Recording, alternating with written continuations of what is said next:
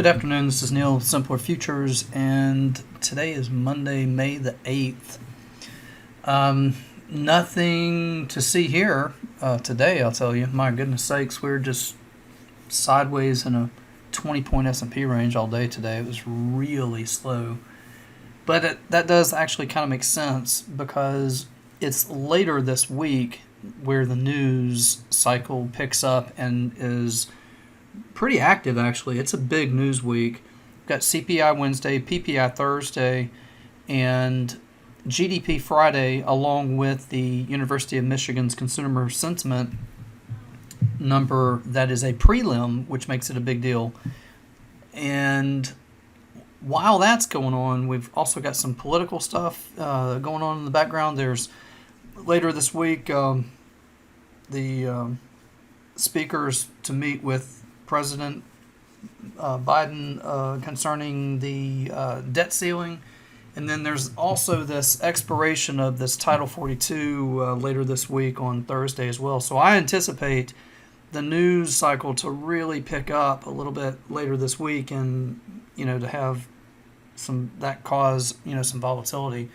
As it stands right this minute, we're just really just where it's been. I mean, honestly, 41.50, 52, whatever, it's all the same. It's been since the beginning of April, which makes it about 5 weeks now. And that's where it is right here, as you can see on screen. It's same as it's been, honestly, for over a month. So, until we get some more information, new information, something that's a catalyst to cause this thing to really move and reprice, then I guess we're just stuck right here, which means maybe it makes more sense to talk about something else, actually. And if we were to do that, I'll go to look at energy for a second. We'll look at crude.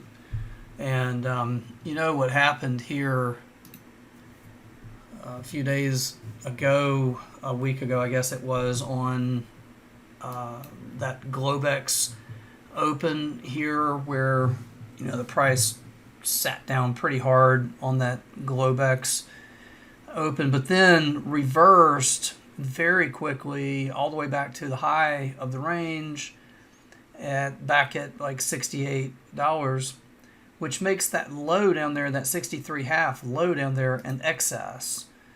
So we've breached the top of that, which triggers off a long, and I'm looking at this now. If you look at how wavy this price action is, you can go all the way back to, I think, November of last year and profile crude for balance, value area high and low, and you'll find balance on that look back period of all of this sideways trade to be at $77.60. So basically think in terms of call it 77.5.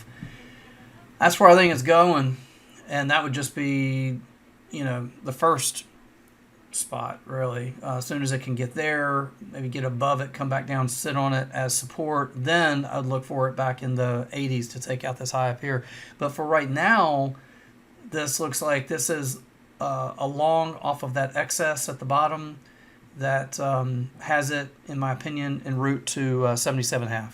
Okay, so maybe that's actually even more helpful than talking about the fact that the S&Ps are doing nothing. And